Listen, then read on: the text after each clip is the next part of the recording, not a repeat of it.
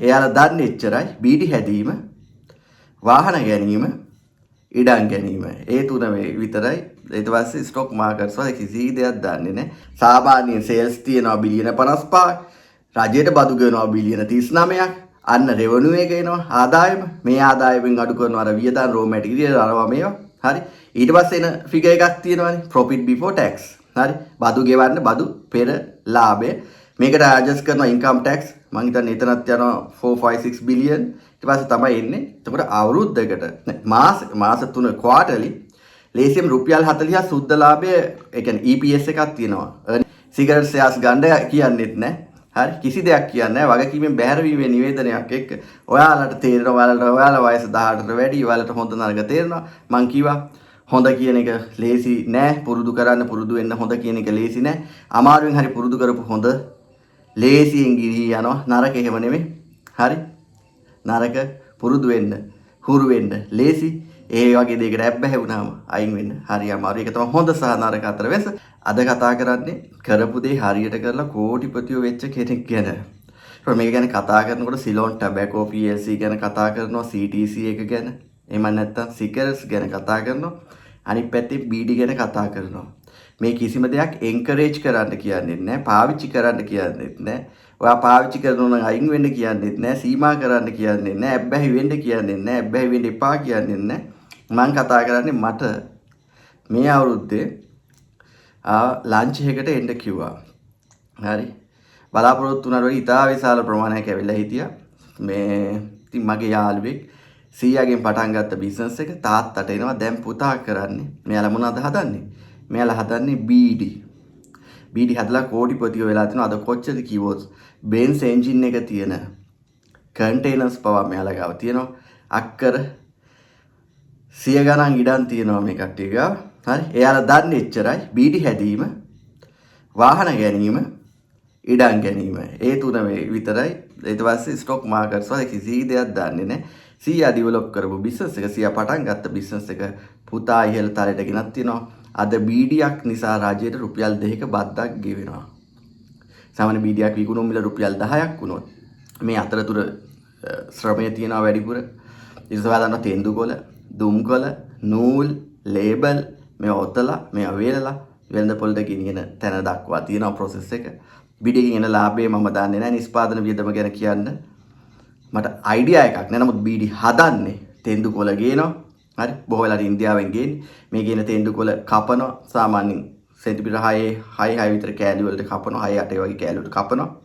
කපලා මේකට දුම්කොළ කපපු දුම්කොළ ෆ්ලේවර් කරපු දුම්කොළත් පුරවන වෙලාවට දුම්කොළ පුරවනවා. ඔය තෙන්දුකොළේ රෝල් කරන්න ලේසි වෙන්න ඕක පොඩ වතුර ගාලා මේ ටිකක් ඒක ෆ්ලෙක්සිබල් කරගන්නවා. හරි. මොයිස්චර් කරගන්නවා.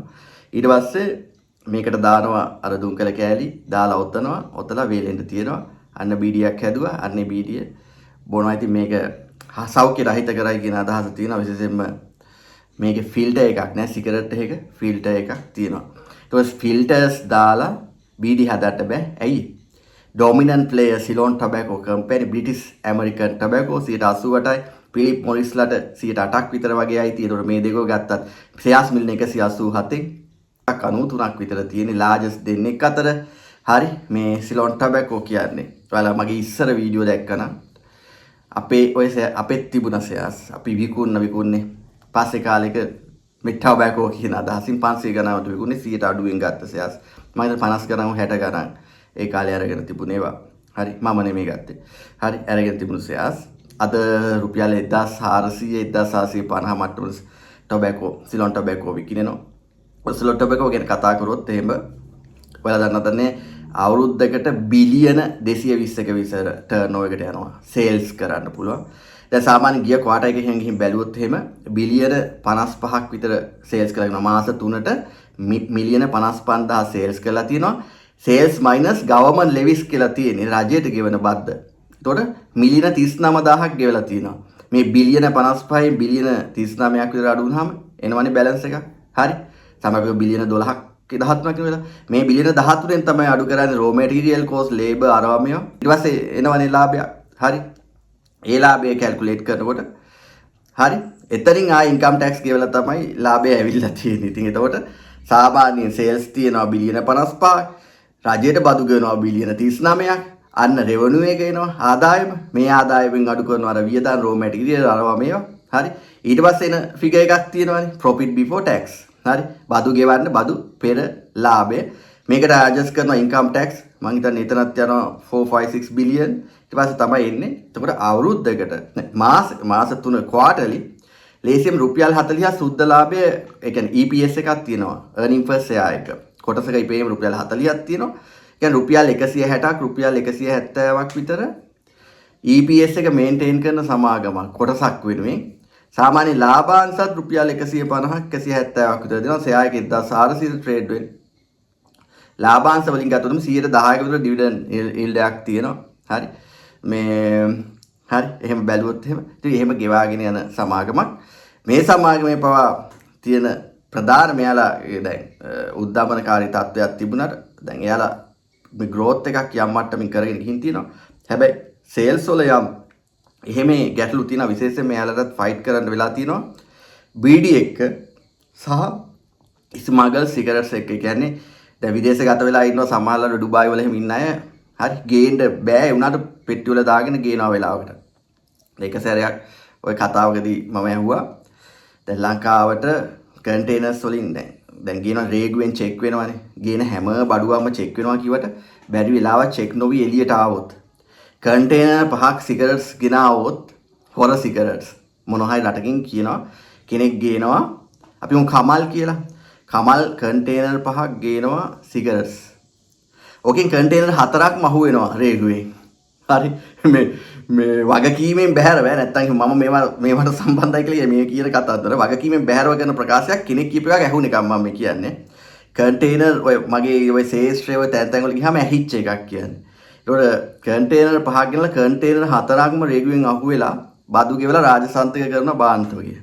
ඊපස්සේ එක කන්ටේනරයක් මොන හරි වෙලා චෙක් නොවි එළියට ආවොත් හරි කන්ටේනර් දහස් ගාණක් කියනවනේ පහුගිය අවුරුද්ද 300ක් එළියට දැම්ම කියලා.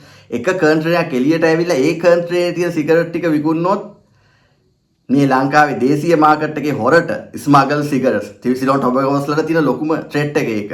හරි මේ හොර සිගරට්ස් මිලියන 500ක් ලාභයි කියනවා. ඒතකොට හිතන්න ලංකාවේ වාහන වගේ තමයි සිගරට්ස් කියන්නේ. සිගරට් තමයි 175 150 175 200ක් ඇති මම ප්‍රයිස් එක දන්නේ නැහැ මන් දැන්.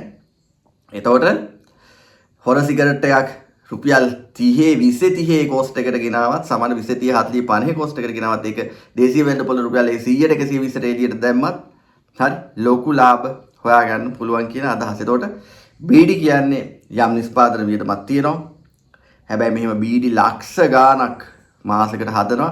විශේෂයෙන්ම දැන් මගේ යාළුවා එහෙම ඩොමෙස්ටික් ගෙවල් වලට දීලා BD 1000කට 1700ක් ගෙවනවා යාලා. BD 1000ක් හදලා දුන්නොත් 1700ක් ගෙවනවා. BD ඔතලා දුන්නොත් ඒ කොළ දෙනවා අරවා දෙනවා. ඉතින් ඒක එහෙම ඒ ගමෙන් භාගයට භාගයක් ඇවිල්ලා හිටියේ එදා පාටි එකට. ඉතින් මේ මිනිස්සු එක්ක මට කතා කරන්න හම්ුණා. ඉහළම පෙළේ ව්‍යාපාරිකයෝ ඇවිල්ලා හිටියා. ඊට පස්සේ එයාලගේ BD විකුණන අය, මාකටිං කරන අය, ස්ටාෆ් එක හිටියා. BD ඔතන අය නිකන් කොන්ට්‍රැක්ට් බේසිස් වගේ ගෙවල් වල BD ඔතන අය ඇවිල්ලා හිටියා. හරි.